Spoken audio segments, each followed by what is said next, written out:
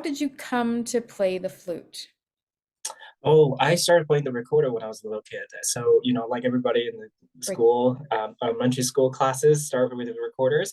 And I think I got quite obsessed over it. And I started collecting the various recorders. So I have a bass, an alto, a tenor, a soprano, and a piccolo recorder. Great, And that's awesome. yeah, got myself into different various pick like recorder ensembles, and then in fact I was born in Taiwan, so there's actually recorder competitions. I came to second in the nationals when I was 12, I believe. Playing the recorder. Yeah, and then my mother one day was just like, "Oh, have you seen the flute? It's very shiny. It's different." It's like a metal version of the recorder. Would you like to try it? And so that's the day I started picking up the flute. Um, and I haven't stopped playing since. Came to Canada at around I think 13, 14, and just keep playing it. Nice. So, do you still play recorder? Not at all anymore, Oh, unfortunately. oh, I okay. don't I did a little bit at the university where there's like the early music ensemble. I played a little bit of recorder then and a little bit broke flute. But I think ever since I graduated, there's no need to unless for the concert, maybe just a little, in the Do you Star miss Wars. it, or kind of, do you miss it, or you're all about the flute now? Oh, I'm I missed the I missed the day when I was younger playing the recorder with that kind of like On it, yes, yeah. don't like just fearless, no care in the world kind of thing. Doesn't have to worry Exactly. about how I play, what I play.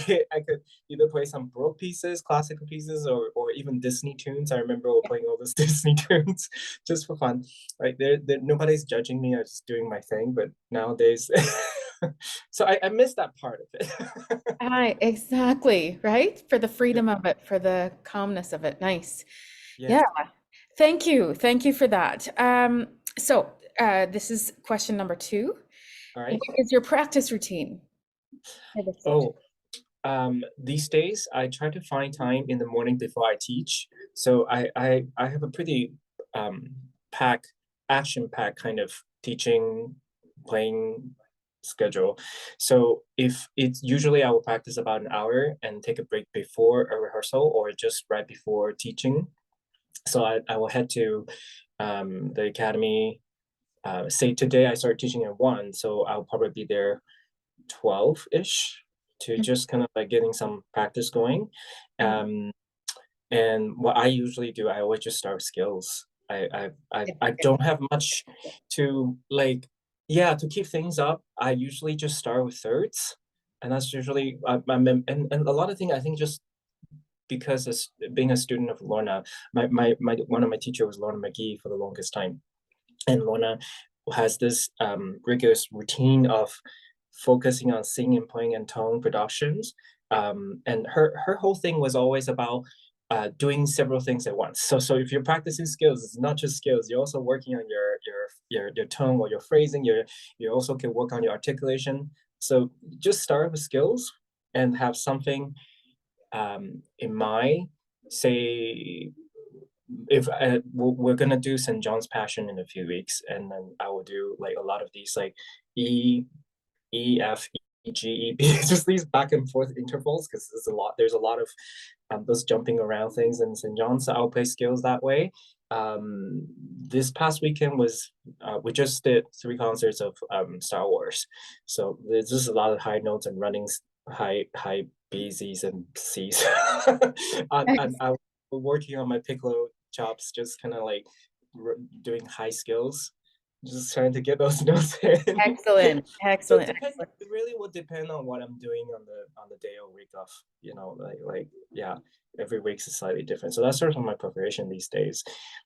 Um, The will scales, it you're doing yeah. articulation, you're focusing on the dynamics, on everything. So it's not just I'm playing a scale, you're focusing No, on your technique. no. Okay. I use the skills as a tool to work on whatever I have to play that week. So if it require me to play something really, really quiet, I'll play scales very quietly. If last week there's a lot of Haydn and Mozart, and then we'll work on it, and then more like this, two tongue in a certain style, less vibrato, so on and so forth. That kind of, Excellent. yeah. Fun. Okay. Okay. Third question. What is the best thing you've ever learned from a mentor or teacher? You know, Oh, I I I always go back to yes. um well, going through university was kind of hard. I didn't come from wealth, and instrument was playing an instrument, taking lessons are expensive, and like I was always kind of self-driven. Just want to do this competition, that competition, do a lot of things trying to prove my worth. Got it. But Yes. Yes. Yes. so I could be quite harsh to myself, but Lorna always have said to me, be kind to yourself, be kind to yourself. Make your flute lesson the thing that you're looking forward to, rather than something that you constantly have to prove that this is And has check yourself on. Yes, precisely. Nice. Oh, oh, I see. Okay.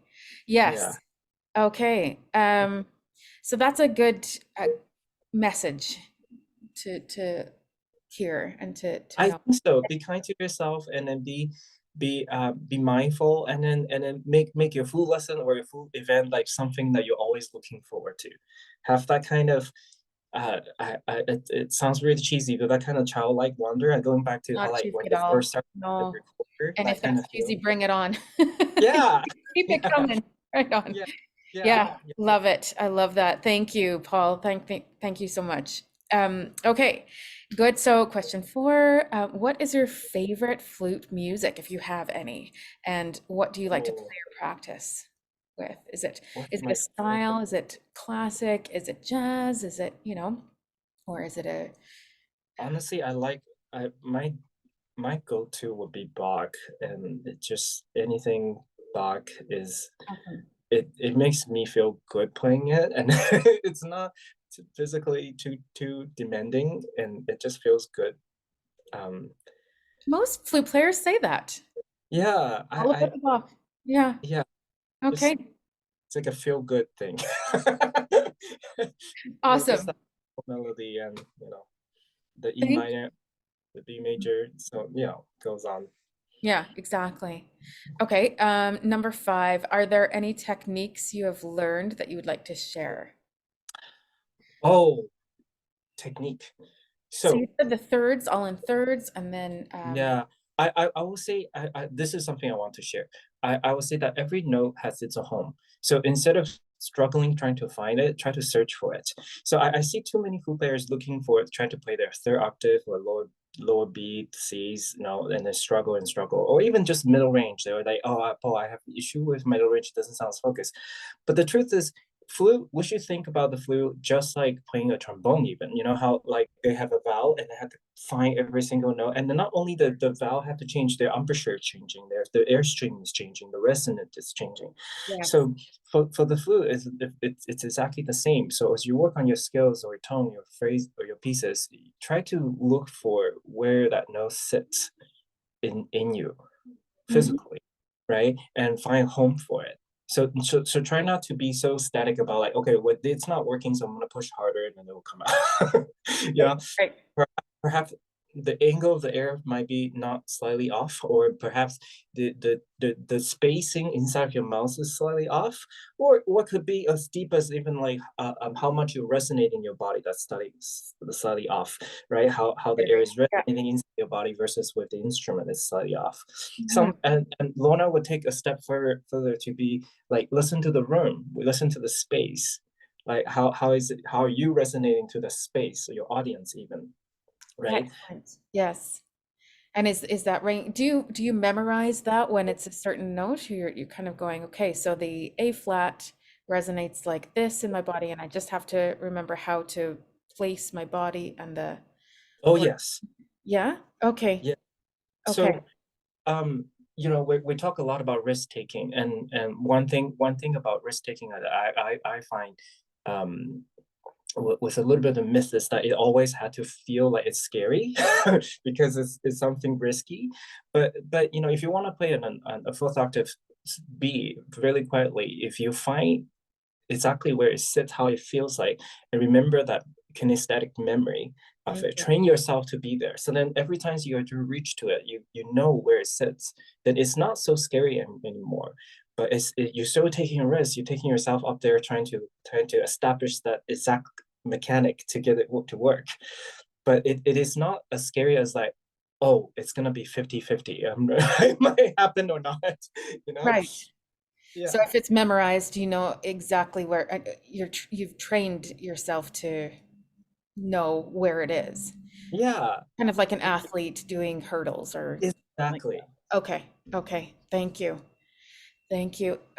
Okay, so number 6, any performance advice? Could you share some performance advice? Oh, my favorite one is to tell a story. I think if you could, I think our performance. Yeah, I don't know if this is something that you deal with, but like performance anxiety, for instance, right? Trying to overcome that. A lot of students will talk a lot of like, um, I have some very talented student come here play the big concerto for me, and then they don't sound their best, and it was like, oh, because I'm nervous. But you know, if you have something to say, then that nervousness can help you become part of the character, right? It could be Yes. the energy, the driving force of that particular character that you're going for. Um, so to have something to say, to have that character and embody that character. The word is play acting. You know, you're also an actor on stage. Yes. Um, I feel like that would really help the performer if they could Excellent. just put that Excellent. going in there, thinking, remembering what they're there to do. Brilliant. Thank you. Yeah, that's very helpful. That's very helpful, actually. Um, we have one more question. Tell us something, and this is kind of left field. Okay. Tell us something about yourself that most people don't know. I know. Oh, oh God. Oh, Like to hike? Do you like to, I, is red, the color of your door? I don't know. I, um, I love traveling.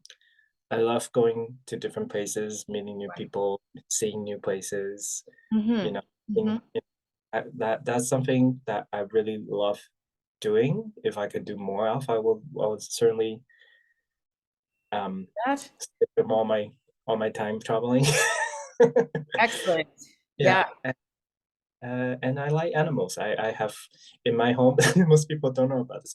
I have 2 birds, 4 fish, and a dog.